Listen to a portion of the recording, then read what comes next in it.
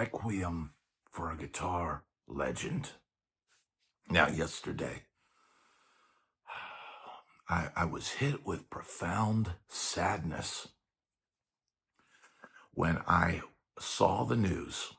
I was scrolling on Facebook, and the family of Drew Zingg, legendary guitarist, put out a statement saying that Drew Zingg had passed. Now, I have done a video previously on my channel talking about the greatest live guitarist I had ever seen, and described some of my concert viewing experiences.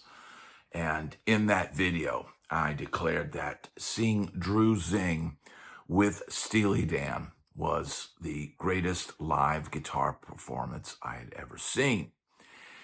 And this were the days pre-internet. Nobody had cell phones recording performances. You just had to go to a concert, experience it in the moment. And I had no idea what I was going to see when I went to see Steely Dan that day. And man, I sat there and I can remember just being blown away by his tone, his taste, his choice of notes, the way he played them. It was just, he put on a clinic. And I remember sitting there, and I think, I don't know if they did an intermission or something. But I remember just being blown away and thinking to myself, this is the guy this is my next guy. It's like, Hendrix and Edward Van Halen and Larry Carlton and George Benson and all the guys that I had kind of learned from and followed, growing up, people that influenced me, right? And I said to myself that day, this is the next guy. This is the guy. And I heard somebody yesterday when I was trying to remember everything that I experienced with Drew's playing that day. And I was watching a guy show how to play a few of his recorded solos. And he called Drew the post-Carlton guitarist.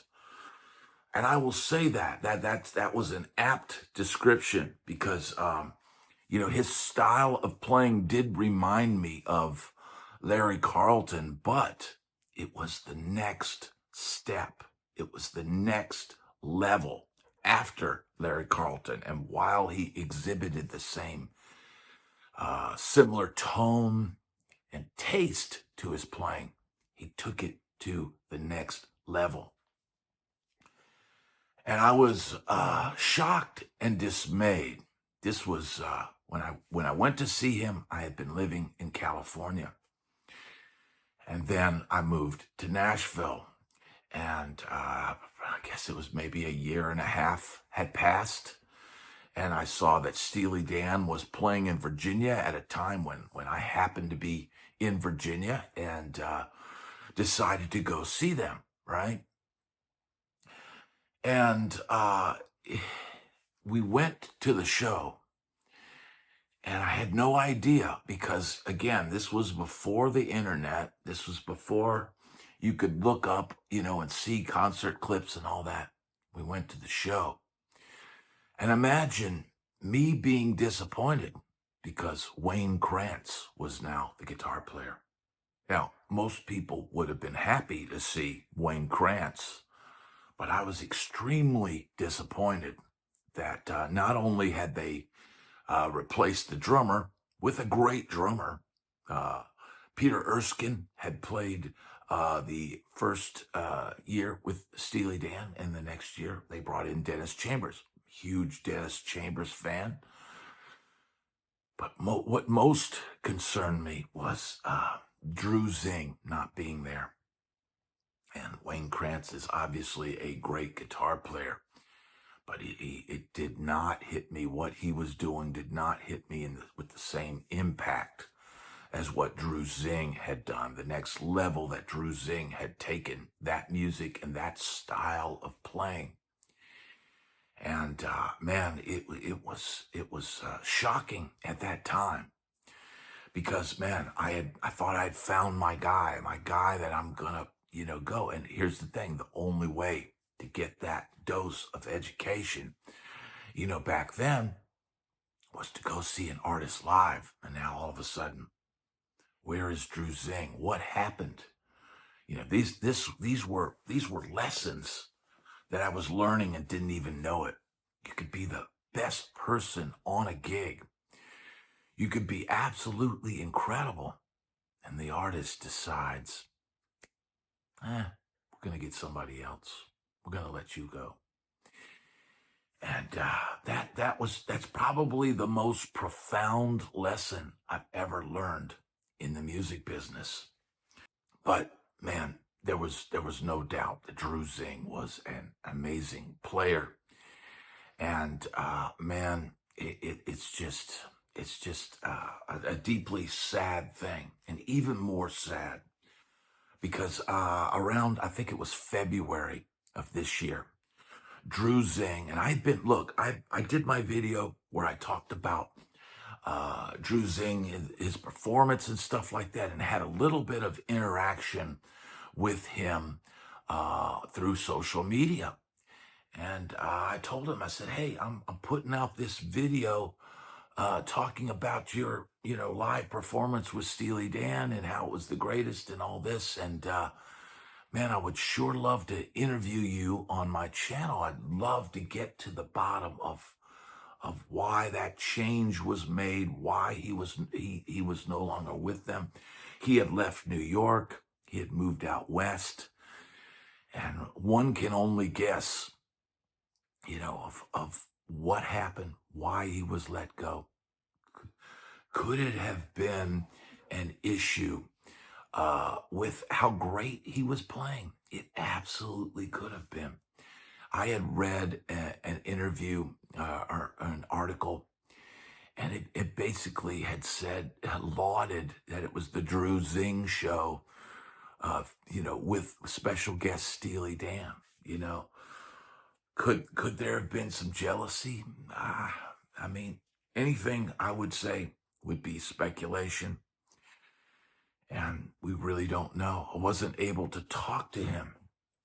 I wasn't able to get him to do an online interview, which is something that I've started to become good with. And it's a shame, man. It's a shame. And the other thing is, he had advertised in February of this year that he was going to be giving online lessons via Zoom. And I thought, man, this is my chance. This is my chance to find out, how he did a couple things, how he thought about playing. And man, what a profound chance, right? So I had inquired, how much are your Zoom lessons? And he came back with $150 for 45 minutes.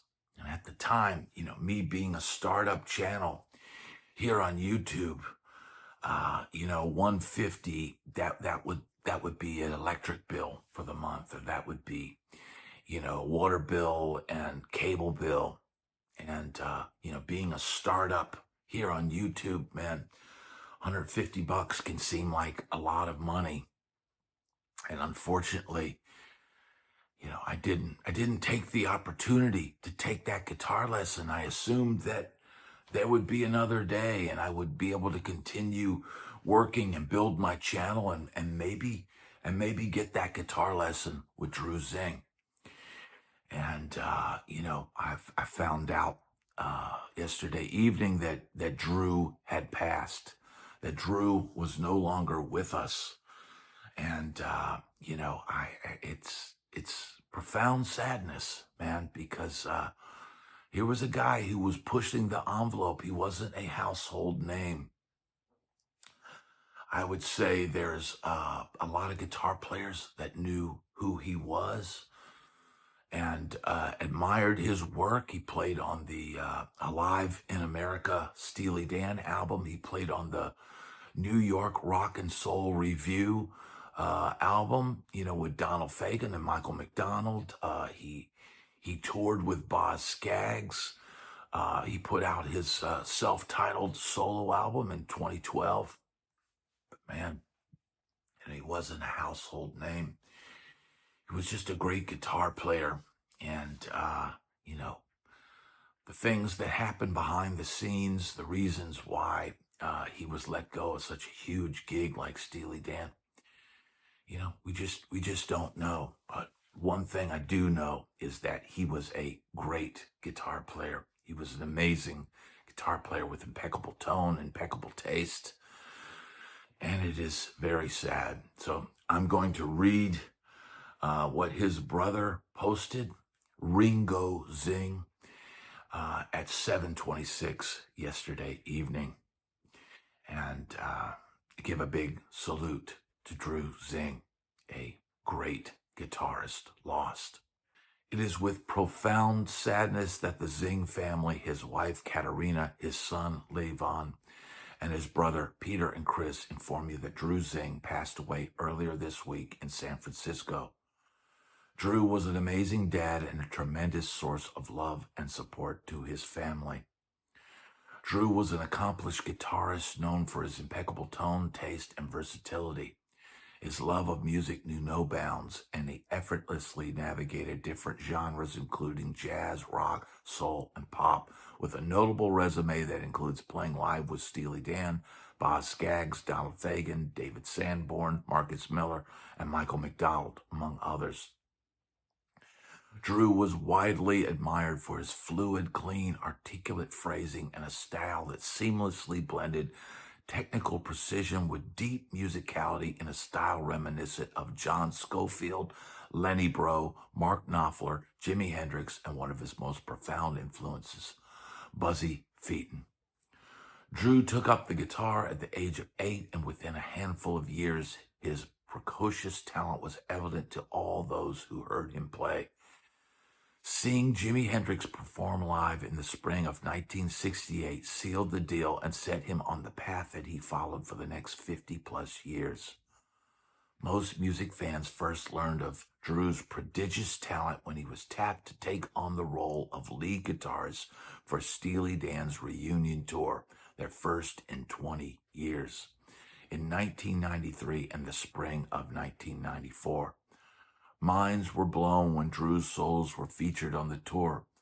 A high-pressure, high-visibility position considering the band's history of working with top-tier guitarists like Elliot Randall, Larry Carlton, Jeff Baxter, and Jay Graydon.